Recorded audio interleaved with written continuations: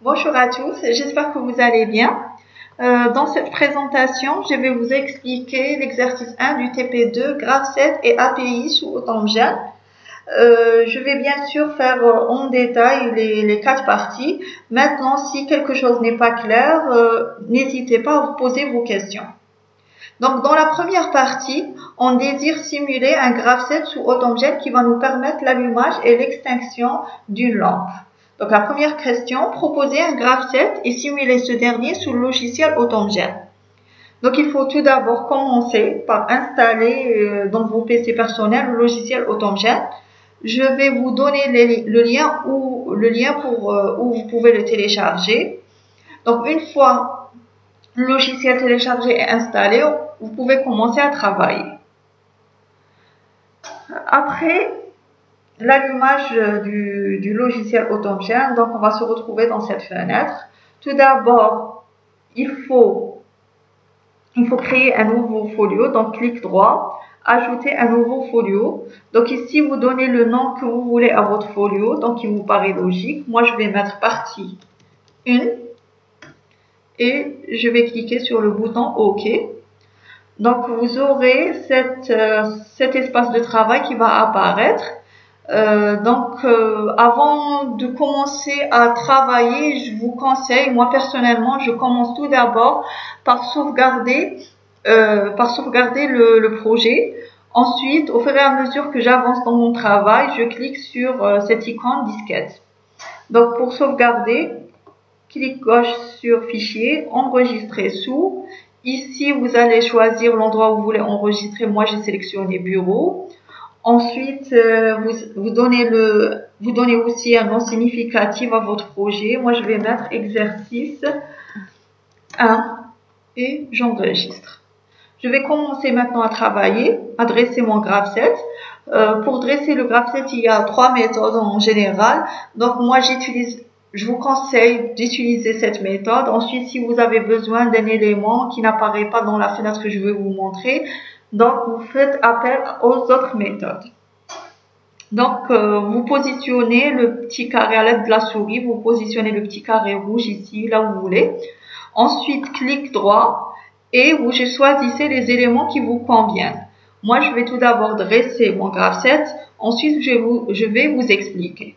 Donc, j'ai besoin d'une étape initiale, une transition, une étape normale, une transition. Ensuite, je vais connecter cette transition à cette étape initiale. Pour cela, donc vous allez sélectionner ça. Vous allez cliquer ici. Ensuite, vous positionnez le carré rouge ici et vous cliquez. Vous ajoutez cette fois-ci l'orientation. Maintenant, j'ai besoin ici d'une action. Voilà. Maintenant, pour donner des numéros aux étapes, donc clic gauche sur l'étape et vous lui donnez son numéro. Ensuite, clic gauche, donnez un numéro à la deuxième étape. Même chose pour les actions, clic gauche. Je vais mettre allumer la lampe.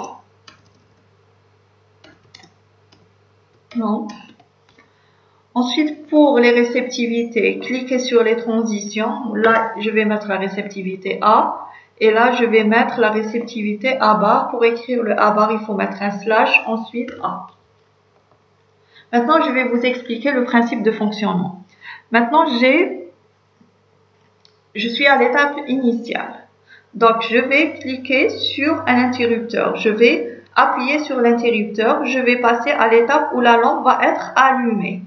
Ensuite, une fois que j'appuie une deuxième fois sur mon interrupteur, la lampe va s'éteindre et je vais revenir à mon étape initiale. OK? Donc, j'ai un interrupteur. Le premier appui sur l'interrupteur, ma lampe va s'allumer. Deuxième appui sur l'interrupteur, ma lampe va s'éteindre. OK? Donc, maintenant, je vais compiler et exécuter. Donc, le problème ici, j'ai cette fenêtre qui apparaît. Donc, maintenant, il faut dresser ma table des entrées et des sorties. Qu'est-ce que ça veut dire la table d'entrée et sortie? Maintenant, les capteurs. Tout ce qui est capteur et bouton poussoir, c'est des entrées. Pourquoi? Parce que les capteurs vont permettre de transmettre des informations à la partie commande. Ça veut dire que c'est des entrées. C'est des entrées par rapport à la partie commande. Ensuite, la partie commande, qu'est-ce qu'elle va faire? Elle va donner des ordres aux autres éléments de l'automatisme. Ça, c'est des sorties. Donc, les actions, c'est des sorties de la partie commande aux autres parties de l'automatisme. A, on a dit que c'est une entrée. L'interrupteur A, c'est un capteur manuel, c'est une entrée. Donc, input. Donc, je vais mettre I et je vais lui attribuer un numéro. Je vais dire que c'est l'entrée 0. OK? Ensuite, maintenant, qu'est-ce que j'ai? J'ai allumé la lampe. Allumer la lampe, c'est quoi? C'est une action. Donc, output, c'est une sortie. Donc, je vais mettre O et je vais lui attribuer le numéro 0. Ça veut dire que c'est la sortie numéro 0. Donc, maintenant, voilà. Donc, mon GraphSet est prêt à être exécuté. Donc, ici, j'ai un automatisme fonctionnel. D'accord? Donc, l'étape initiale est active. Qu'est-ce que je dois faire? Je dois cliquer sur l'interrupteur. Et là, ma lampe va s'allumer. Une fois le deuxième clic sur l'interrupteur, ma lampe va s'éteindre. D'accord? Donc, je peux cliquer ici le premier clic. Voici le deuxième clic. OK? Donc ici, la variable logique A, quand la variable logique prend la valeur 1. Donc, c'est cette transition qui est franchissable. Si la valeur de A est égale à 0, cette transition devient plus franchissable et c'est cette transition qui est franchissable. OK? Donc maintenant, notre partie 1 est terminée. Je passe maintenant à la deuxième partie. Avant de passer à la deuxième partie, je vais juste vous montrer la table des entrées-sorties. La voici. Donc, j'ai mon entrée A, c'est l'entrée I0. Et l'action allumer la lampe, c'est la sortie output 0. Je passe maintenant à la deuxième partie. Donc, il est noté dans la deuxième partie. Qu'est-ce qu'il est noté? On désire maintenant modifier le GraphSet précédent afin que la lampe reste allumée pendant 15 secondes. Simuler un GraphSet qui répond à ces modifications. Maintenant, ici, nous allons ajouter une temporisation. À notre GraphSet, on va ajouter une temporisation. Donc, je vais modifier ça et je vais cette fois-ci mettre une temporisation. C'est la temporisation 0. Ensuite, elle est relative à l'étape X2 et elle va durer 15 secondes. Je vais exécuter à nouveau. Hop.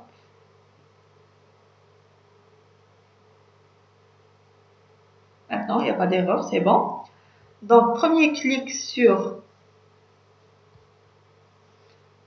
Donc, ma lampe va s'allumer. Elle va rester allumée pendant 15 secondes. Vous voyez ici.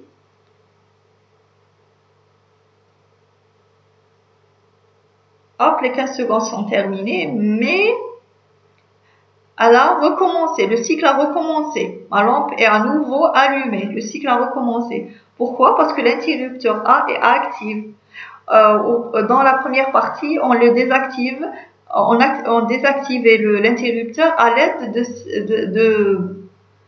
cette réceptivité. Mais ici, je désactive pas l'interrupteur. Donc, qu'est-ce qu'il faut faire? Il faut le désactiver par ici pour qu'il reste pas enfoncé. Et là, maintenant, mon GraphSet fonctionne normalement. Donc, à l'appui, la lampe va s'allumer. Elle va rester allumée pendant 15 secondes. N'oubliez pas de désactiver l'interrupteur. Et hop, elle devient à l'étape initiale. Maintenant, je vais passer à ma troisième partie. Dans la troisième partie, il est noté qu'on désire cette fois-ci utiliser un interrupteur. L'allumage de la lampe s'effectue à la première impulsion donnée par l'interrupteur et l'extinction s'effectue à la deuxième impulsion donnée par le même interrupteur. reprendre le graphe-set de la partie 1, puis à l'aide du module Iris 2D, créer un pupitre de visualisation comprenant un interrupteur. Donc, je reviens à mon graph-set, je reviens à mon logiciel AutomeChain, j'ai repris mon graph-set de la partie 1, et là, maintenant, je veux simuler le fonctionnement correct d'allumage d'une lampe. Donc, je vais ajouter un interrupteur. Donc, je vais venir ici, à ce module Iris, donc clic droit et ajouter un objet 2D. Donc ici, je vais rentrer dans les objets de base et je vais cliquer sur pupitre. Ensuite, je vais faire ouvrir objet. Maintenant, j'ai mon pupitre. Donc, je vais ajouter un interrupteur. Donc, vous venez ici, clic gauche, ajouter un objet. Donc, moi, je ferme ça et j'ouvre ça. Donc, élément du pupitre. Et on va choisir interrupteur. Ensuite, je vais faire interrupteur à voyant jaune. Donc, maintenant, mon interrupteur est juste ici. Voilà. Donc, je clique sur le bouton gauche et je le change. Maintenant, vous avez ça. C'est pour supprimer, que ce soit pour le pupitre ou pour l'interrupteur. Et ça, pour enlever ces boutons. Donc maintenant, si vous voulez que la fenêtre réapparaisse, donc clic gauche et vous avez, ça va réapparaître. Le petit cadran ici, il va réapparaître à nouveau et vous pouvez agrandir, ajuster l'interrupteur, lui changer de place comme vous voulez. Ensuite, vous cliquez ici. Une fois vous cliquez, vous pouvez pas modifier, vous pouvez pas bouger l'interrupteur. Donc là, avant toute chose, je dois relier cet interrupteur à cette variable. D'accord? Je dois relier cet interrupteur à cette transition. Qu'est-ce qu'il faut faire? Il faut aller ici dans les propriétés. Donc, l'interrupteur est lié à cette transition. Cette transition, c'est la variable d'entrée I0. Donc, je vais mettre ici I0, ici I0. Donc, je vais mettre OK. Donc, maintenant, je vais exécuter et voir ce que ça va donner. Donc, regardez ici. C'est bon. Donc, quand j'appuie sur l'interrupteur, la lampe va s'allumer. Et quand j'appuie une deuxième fois sur l'interrupteur, la lampe va s'éteindre. Donc, j'espère que j'ai été assez claire. Maintenant, comme je l'ai dit, comme je l'ai dit, vous pouvez, au début de la présentation, vous pouvez poser vos questions, il n'y a pas de problème. Maintenant, je vous invite à poursuivre la prochaine présentation avec moi pour terminer la 4e partie. Merci.